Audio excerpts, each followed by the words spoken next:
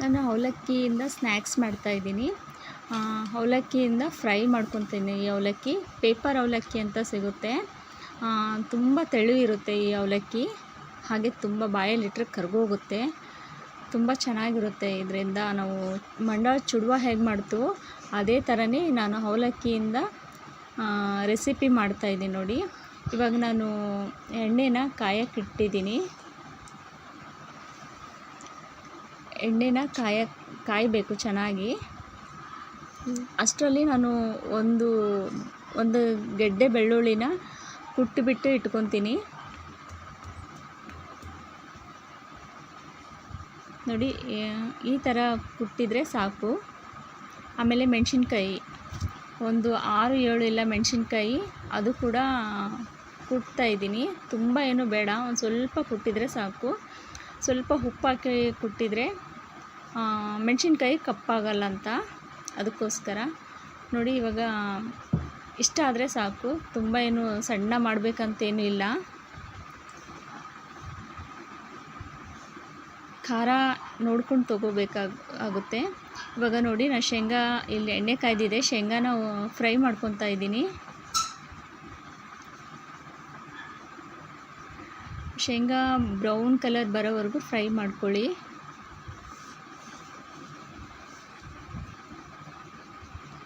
ನೋಡಿ, ಇವಾಗ ಈ ಕಲರ್ ಬಂದಿದೆ ಅಲ್ವಾ, ಸಾಕು.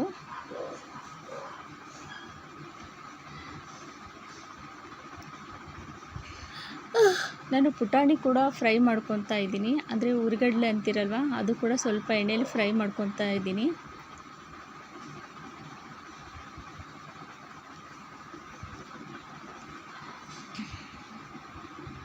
ಆಮೇಲೆ ಒಣಕೊಬ್ಬರಿ, ಅದು ಕೂಡ ಸ್ವಲ್ಪ ಕಟ್ ಮಾಡ್ಕೊಂಡಿದ್ದೀನಿ.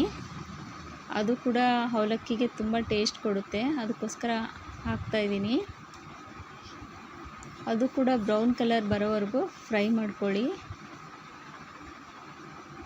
ನೋಡಿ, ಇವಾಗ ಫ್ರೈ ಮಾಡ್ಕೊಂಡಿದ್ದೀನಿ. ಅದು ಕೂಡ ಕರಿಬೇವಿನ ಸೊಪ್ಪು ಕೂಡ ಫ್ರೈ ಮಾಡ್ಕೊತಾ ಇದ್ದೀನಿ. ಇವಾಗ ಅದೇ ಎಣ್ಣೆಯಲ್ಲಿ ನಾನು ಒಗ್ಗರಣೆ ಕೊಡ್ತಾ ಇದ್ದೀನಿ. ಸಾಸಿವೆ ಜೀರಿಗೆ ಹಾಕ್ತಾಯಿದ್ದೀನಿ.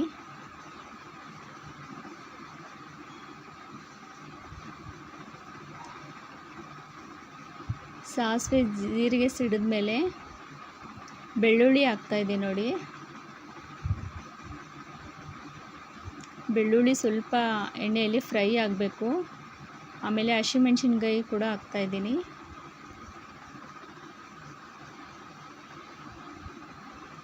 ಎರಡೂ ಚೆನ್ನಾಗಿ ಎಣ್ಣೆಯಲ್ಲಿ ಫ್ರೈ ಮಾಡಿ.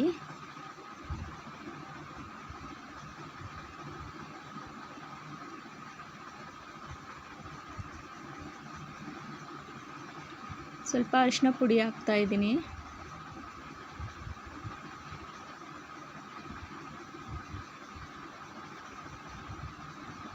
ಚೆನ್ನಾಗಿ ಮಿಕ್ಸ್ ಮಾಡಿ. ಬೆಳ್ಳುಳ್ಳಿ ಹಸಿಮೆಣಸಿನ್ಕಾಯಿ ಎಣ್ಣೆಯಲ್ಲಿ ಚೆನ್ನಾಗಿ ಫ್ರೈ ಆಗ್ತಾಯಿದೆ. ನಾನು ಸ್ವಲ್ಪ ಉಪ್ಪು ಹಾಕ್ತಾಯಿದ್ದೀನಿ. ಇವಾಗ ನಾನು ಅವಲಕ್ಕಿ ಹಾಕ್ತಾಯಿದ್ದೀನಿ ನೋಡಿ.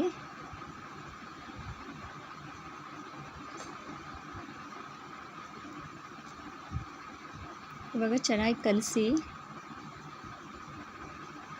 ಚೆನ್ನಾಗಿ ಅವಲಕ್ಕಿ ಫ್ರೈ ಮಾಡ್ಕೋಬೇಕು. ಕಲಿಸ್ತಾ ಫ್ರೈ ಆಗುತ್ತೆ ಅವಲಕ್ಕಿ. ಏನಿಲ್ಲ ಅಂದರೆ ಒಂದು 2-3 ನಿಮಿಷ ಅವಲಕ್ಕಿ ಹೀಗೆ ಫ್ರೈ ಮಾಡ್ಕೊಳ್ಳಿ. ಸ್ವಲ್ಪ ಸಕ್ಕರೆ ಹಾಕ್ತಾಯಿದ್ದೀನಿ ಟೇಸ್ಟಿಗೆ.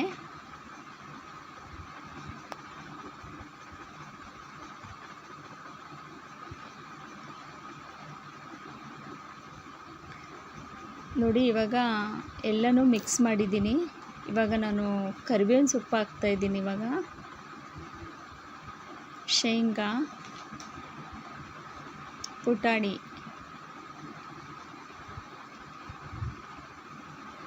ಮಿಕ್ಸ್ ಮಾಡ್ತಾಯಿದ್ದೀನಿ. ಇವಾಗ ಕೊಬ್ಬರಿ ಕೂಡ ಹಾಕಿದ್ದೀನಿ. ಅದಕ್ಕೆ ನಾವು ಫ್ರೈ ಮಾಡಿ ಇಟ್ಕೊಂಡಿದ್ದನ್ನು ಹಾಕಿ ಚೆನ್ನಾಗಿ ಮಿಕ್ಸ್ ಮಾಡ್ಕೊತಾ ಇದ್ದೀನಿ.